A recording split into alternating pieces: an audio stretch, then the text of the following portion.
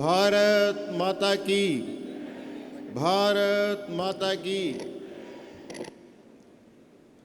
भारत माता व सभी संतों के चरण वंदन करता हुआ उपस्थित सभी को मेरा प्रणाम। गोयल परिवार के पथ प्रदर्शक आदरणीय हमारे गोयल समूह के संस्थापक, जिन्होंने 1975 में 9 वोल्ट का एक खाद्य तेल का मिल स्थापित कर परिवार को औद्योगिक कार्य की ओर अग्रसर किया और हमें प्रोजेक्ट स्थापित करने की प्रेरणा दी। उनका शरीर भले ही संसार में नहीं है, परंतु उनका सूक्ष्म रूप से हमारी उपस्थिति हमें आशीर्वाद प्रदान कर रही है। ऐसे हमारे पूजनीय पिताजी स्वर्गीय श्री रामोतार जी, श्रद्धेय भाई साहब स्वर्गीय श्री प्रकाश चंद जी को स्मरण कर प्रणाम करता हूँ,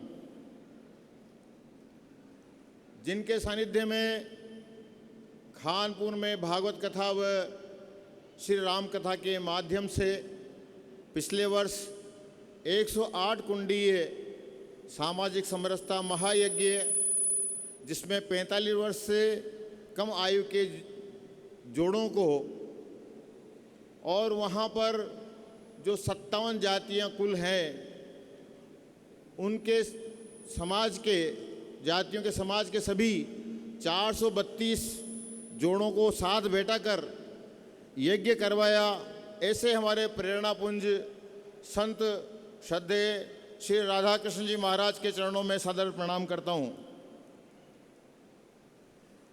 जिस संगठन से हमें बाल्यकाल से प्रेरणा होती रही, ऐसे राष्ट्रीय स्वयं संघ के माननीय सरकार्य व आदरणीय श्रीमान दत्तात्रेय जी हौस वाले ने पधार कर हमें आशीर्वाद प्रदान कर हमारे मन की कल्पना को साकार कर हमारे उत्साह को द्विगुणित किया। आपको सादर प्रणाम।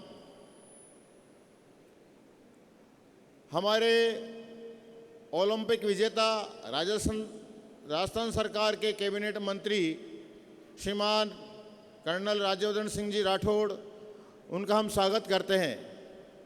हमारे अपने क्षेत्र के राजस्थान सरकार के कैबिनेट मंत्री श्रीमान मदन जी दिलावर, उनका हम स्वागत करते हैं। हमारे पूर्व राज्यसभा सांसद नारायण जी पंचारिया, उनका हम स्वागत करते हैं। राष्ट्रीय स्वयं संघ के प्रचारक जो संत रूपी मन से हमें प्रेरणा प्रदान करते हैं, उनको प्रणाम करते हैं। यूनिवर्सिटी के कुलगुरु, प्रशासनिक अधिकारी और सभी सम्मानीय विधायक महोदय, राजनीतिक क्षेत्र के सभी दायित्ववान कार्यकर्ताओं का हम हृदय से स्वागत करते हैं। लघु उद्योग भारती के राजस्थान के जिनके साथ वर्षानुवर्ष से हम काम कर रहे हैं, करते आ रहे हैं, ऐसे सभी लघु उद्योग भारती के और मध्य प्रदेश के सहित अन्य राज्यों से पधारे सभी उद्यमी लघु उद्योग भारती के उद्यमी बंधुओं का हम हार्दिक मन से स्वागत करते हैं। कोटा महानगर के सभी श्रेष्ठियों, महाजनों, प्रशासनिक और पुलिस अधिकारियों एवं बैंक के पदाधिकारियों का स्वागत करते हैं, जिन्होंने अपना समूल्य देकर हमें उपकृत किया। हम उनका सबका स्वागत करते हैं। सभी विभिन्न स्थानों से पधारे व्यापारी, दलाल बंधु, आड़तिया, डीलर, डिस्ट्रीब्यूटर व संस्थान को सेवा देने वाले सभी का हम स्वागत करते हैं। पत्रकार बंधुओं व प्लांट पर में निरंतर सहयोग करने वाले सभी का हम स्वागत करते हैं। और जो मैंने नहीं बोले, उन जो नहीं आए मेरे ध्यान में नाम बोलने में, उसका हम हृदय के हार्दिकता से स्वागत करता हूँ। ये उद्योग कृषि आधारित उद्योग है, अतः इस उद्योग का संबंध सामान्य जन से हो जाता है। सरसों सोयाबीन का खाद्य तेल, सोया बड़ी, सोया फ्लोर, डीओसी इत्यादि उत्पाद सभी प्राणियों की खाद्य सामग्री होने के कारण क्वालिटी उत्तम होना चाहिए, इसका हम निरंतर ध्यान रखते हैं। हमारी कथनी और करनी में अंतर न होने के कारण समाज में, उपभोक्ताओं में, कृषकों में और मजदूरों में विश्वास निरंतर बना हुआ है। ऐसे सभी संस्कारों का केंद्र संघ की शाखा रही। निरंतर सक्रियता के फलस्वरूप प्रतिकूल परिस्थितियों में कार्य कैसे करें ये सीखा। समाज में कुछ अच्छा करने के लिए कहाँ से कैसे शुरुआत करें इस पर विचार कर कार्य करने से आत्मविश्वास बनता रहा। इस कारण हम ये उपक्रम खड़ा कर पाए। जब अच्छा सोचते और अच्छा करते हैं तो समाज में अच्छा ही होता है। जब भी हमने नया कार्य शुरू किया परिस्थितियां अनुकूल नहीं रही, लेकिन हमारे मन में हमेशा ये रहा कि हम जो भी कार्य कर रहे हैं वो सब ईश्वर करवा रहा है और सफलता भी ईश्वर देता है और असफलता भी ईश्वर देता है। इसलिए कभी मन के अंदर निराशा पैदा नहीं हुई।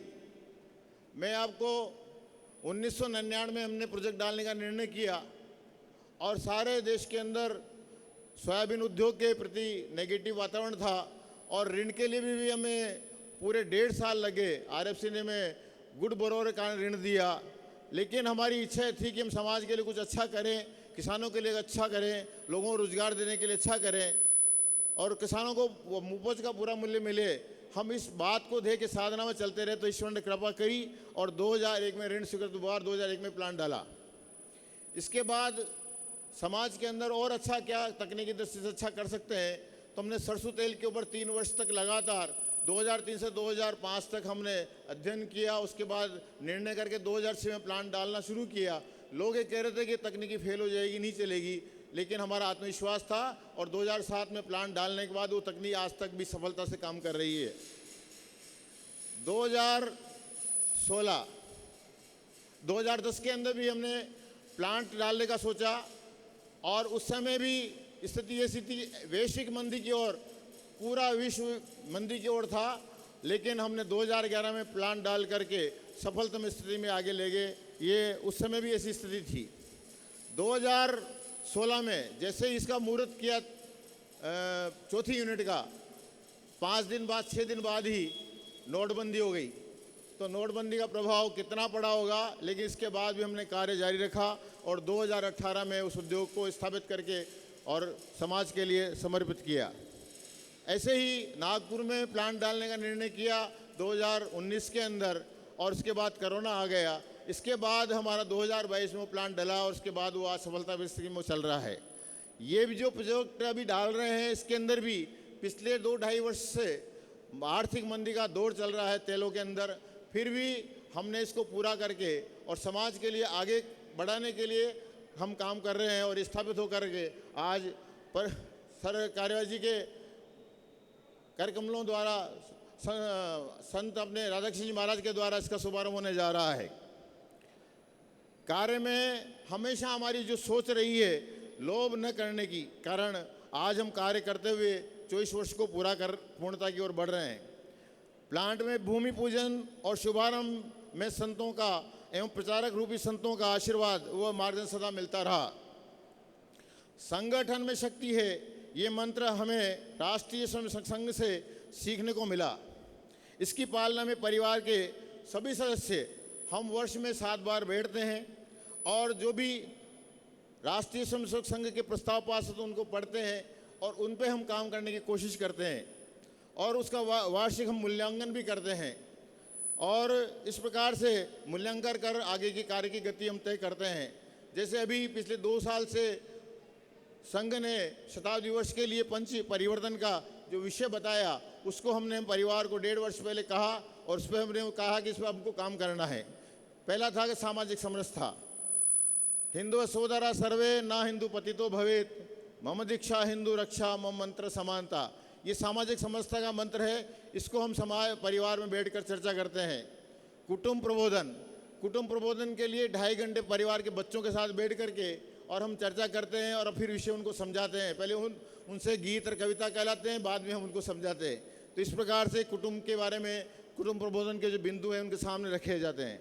दैनिक जीवन में हम उनको कहते हैं कि स्वदेशी का भाव अपने दैनिक जीवन में कार्य में लावें। इस प्रकार का सबके अंदर कार्य में मतलब जीवन में इस प्रकार का उतारने का उनको बात करते हैं। पर्यावरण संरक्षण के लिए अच्छा से अच्छा क्या हो सकता है, उसके लिए हमारे 10 साल से हमारे किसी भी आयोजन के अंदर प्लास्टिक का उपयोग हमने नहीं किया। इस प्रकार से निर्णय करते हुए हम आगे बढ़ते हैं। और परिवार अगर मान लो सामूहिक रूप से चल रहा तो निश्चित रूप से अनुशासन की प्रतिबद्धता होगी सही। तो अनुशासन का काम भी, ये जो 5 मंत्र हैं जो हमारी संस्कृति हमारी जीवन शैली के लिए महत्वपूर्ण है। हिंदू एक जीवन शैली है, केवल पूजा पद्धति नहीं। जो मानवता को अक्षुण्ण बनाए रखने के लिए अनादिकाल से हमारे ऋषि मुनियों ने स्थापित कर हमें जीवन का मार्ग बनाया हुआ है। उपरोक्त सभी बिंदुओं पर निरंतर चर्चा करते रहते हैं। अभी रक्षाबंधन गया, उसके दूसरे दिन हमारी गोट होती है पारिवारिक बरसात की एक, उसमें सबसे पूछा गया कि भाई आपने जो 5 मंत्र बताए, 5 मतलब परिवर्तन के जो मंत्र थे वो बताए थे, उस पर हमने क्या क्या सीखा, क्या क्या किया, जीवन में उतारा। तो सब लोगों ने, जो परिवार के उस समय 50-60 लोग बैठे हुए थे, उन्होंने सभी ने कहा कि ये हमने किया, ये हमने किया, ये हमने किया। इस प्रकार से हम कुछ न कुछ वो जीवन में उतारने का प्रयत्न करते हैं। इस बात को जब हम लगातार बैठते हैं और चर्चा करते हैं तो कुछ न कुछ समाज के लिए भी करने की हमारी हमेशा भावना बनती रहती है। इसी प्रकार बैठकर चिंता करने से ध्यान में आया कि हम समाजार्थ और क्या कर सकते हैं जिससे कि लोगों को रोजगार मिले, ग्राम स्वावलंबी बने, राष्ट्र संपन्न होकर आत्मनिर्भरता की ओर अग्रसर हो। इस आधार पर हमने 2016 में श्री राम शांताई जैविक अनुसंधान एवं प्रशिक्षण केंद्र की स्थापना की, जो 20 वर्ष की कार्य योजना के साथ प्रारंभ की। हमारे 20 वर्ष की कार्य योजना में पहला था कि 5 साल में हमें प्रोजेक्ट तैयार करना, तो 5 साल में प्रोजेक्ट तैयार हो गया और 5 साल में माउथ पब्लिसिटी के द्वारा समाज में पहुंचाना, वो काम चल रहा है। अभी 1079 किसान खुद गाय पाल करके और 1 बीघा ज़मीन से अन्न पैदा करके खाना शुरू कर दिया है। जो वहाँ 4 विधियाँ डेवलप हुई है, जो लोगों में स्थापना कर लिए, 15,000 लोग कम से कम हमारी विधि से खाद बनाना देश में शुरू कर रहे हैं। और 5 साल में लोग बाग उसको करना शुरू करेंगे। 5 साल में आदमी लाभ के लिए वो करना शुरू होगा। इस प्रकार से 20 साल की योजना है। 8 साल हमारे पूरे हो चुके हैं, लेकिन ईश्वर की कृपा से 8वें साल में जितना हमने लक्ष्य बांधा था वो 100% पूरा हुआ। ये हमारे लिए एक बहुत महत्वपूर्ण कारण बना रहा।